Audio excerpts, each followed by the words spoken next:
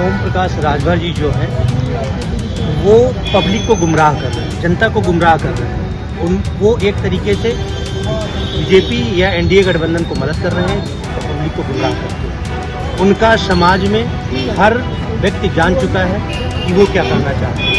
ओम प्रकाश राजभर की वजह से समाज में या बिहार में चुनाव में कोई प्रभाव नहीं पड़ेगा। ओम प्रकाश राजभर जी कोई नेता नहीं है, वो पूरी तरीके से अगर आप उनको उठा के पाठ्यक्रम देखेंगे जब से शुरुआत से, तो वो एक व्यवसायिक व्यक्ति के तौर पे राजनीति कर रहे हैं।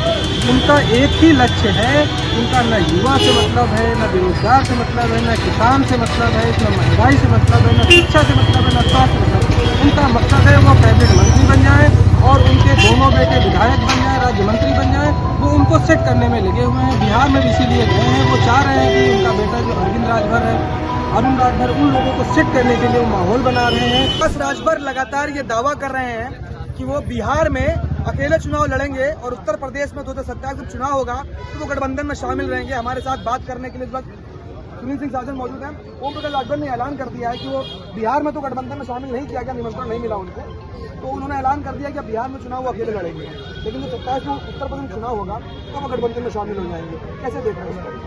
बिहार में अकेले लड़ रहे हैं, हमारी शुभकामनाएं, उनकी पार्टी है और उनको उत्तर प्रदेश में 27 में भी अकेले चुनाव लड़ना चाहिए। भाजपा से ज्यादा सीटें उनकी आएंगी।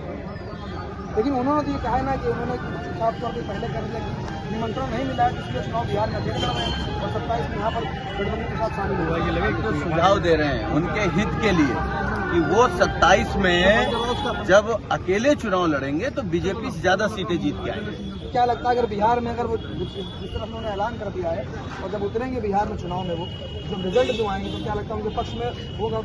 बिहार की जनता ने मन बना लिया है कि इंडिया गठबंधन को जिताना है, तेजस्वी यादव को मुख्यमंत्री बनाना है। वहाँ कोई नहीं जीत रहा है। बीजेपी का सफाया, नीतीश जी का सफाया, जो सरकार में बैठे लोग हैं जिन्होंने बिहार को बहुत पीछे किया है, जो बीजेपी के लोग लगातार गुमराह कर रहे हैं, लगातार झूठ बोल रहे हैं। अब आदरणीय प्रधानमंत्री जी रील बनाने पर बिहार के नौजवानों को प्रोत्साहित कर रहे हैं, तो समझ जाइए क्या स्थिति है प्रधानमंत्री जी की, क्या स्थिति है बीजेपी की। तो बिहार साफ करने जा रहा है बीजेपी को। अगर बात करें भारतीय जनता पार्टी की, तो भारतीय जनता पार्टी कह रही है कि जो दावा कर रहे हैं कि नौकरी देने की बात, जो करोड़ों की नौकरी बात कर रहे हैं, आखिर वो कैसे इम्प्लीमेंट करेंगे? उनकी घोषणा जो पत्र है उस पर वो सवालिया निशान खड़ा कर रही है बीजेपी लगातार। अगर यही काम बीजेपी के लोग इंडिया गठबंधन से थोड़ी क्लास पहले ले लेते तो जो बात इन लोगों ने कही थी कि 2 करोड़ प्रतिवर्ष देंगे रोजगार, तो दे दिए होते। क्योंकि बीजेपी को केवल झूठ बोलना है, गुमराह करना है। बीजेपी को इसके अलावा कुछ नहीं आता है। जो लोग विश्व गुरु बनने चले थे वो भ्रष्टाचार में विश्व गुरु हो गए। उनके गठबंधन के लोग अब ऐलान कर दिया बिहार में अकेले चुनाव लड़ने के, उनके गठबंधन में शामिल थे। उनका क्या गठबंधन है क्या नहीं, कोई नीति धर्म तो बीजेपी का है नहीं। तो ये तो गठबंधन वाले लोगों से पूछिए कि क्यों अकेले लड़ने जा रहे हैं, कहाँ अपमानित महसूस किए, क्यों निमंत्रण नहीं मिला।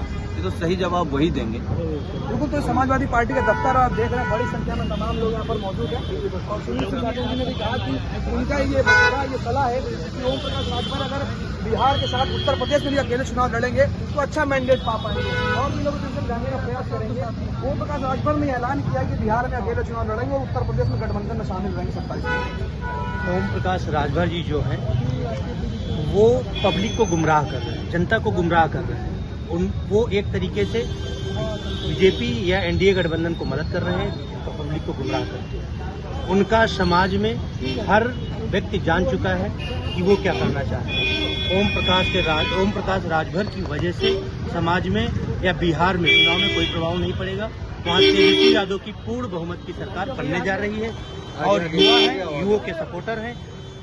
17 महीने में 5 लाख नौकरी देने वाला पहला युवा मुख्यमंत्री बना और आगे चल के फिर बनेगा। युवाओं की बात हो रही है और ओम प्रकाश राजभर भी ये कह रहे हैं कि जो युवा है बिहार का वो उनके साथ है, जो उनके वर्ग के जो लोग हैं वो उनके साथ में, और शायद इसीलिए उन्होंने ऐलान भी कर दिया बिहार में अकेले चुनाव लड़ने का। देखिए, ओम प्रकाश राजभर जी कोई नेता नहीं है, वो पूरी तरीके से अगर आप उनको उठा के पाठ्यक्रम देखेंगे जब से शुरुआत से, तो वो एक व्यवसायिक व्यक्ति के तौर पे राजनीति कर रहे हैं। उनका एक ही लक्ष्य है, उनका न युवा से मतलब है, न बेरोजगार से मतलब है, न किसान से मतलब है, न महंगाई से मतलब है, न शिक्षा से मतलब है, न स्वास्थ्य से मतलब है। उनका मकसद है वो कैबिनेट मंत्री बन जाएं और उनके दोनों बेटे विधायक बन जाएं, राज्य मंत्री बन जाएं। वो उनको सेट करने में लगे हुए हैं। बिहार में भी इसीलिए गए हैं। वो चाह रहे हैं कि उनका बेटा जो अरविंद राजभर है, अरुण राजभर, उन लोगों को सेट करने के लिए वो माहौल बना रहे हैं। वो बिहार में कहीं नहीं टिकेंगे। बिहार में तेजस्वी यादव जी की पूर्ण बहुमत की सरकार बनने वाली है।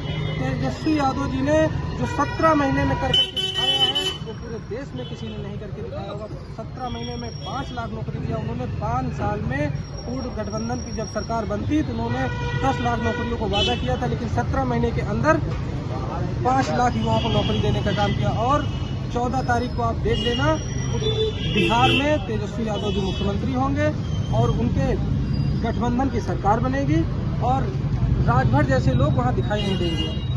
तो लगातार आप देख रहे हैं ये प्रतिक्रियाएं हैं जो लोगों के सामने निकल कर आ रही हैं और समाजवादी पार्टी के दफ्तर से ये तमाम जो प्रतिक्रियाएं साफ आ रही हैं, उनका कहना है कि ओम प्रकाश राजभर एक राजनेता नहीं है, व्यापारिक व्यक्ति हैं और सिर्फ अपने ही बेटों को राजनीतिक जमीन देने के लिए वो बिहार में अकेले चुनाव लड़ने का ऐलान कर रहे हैं।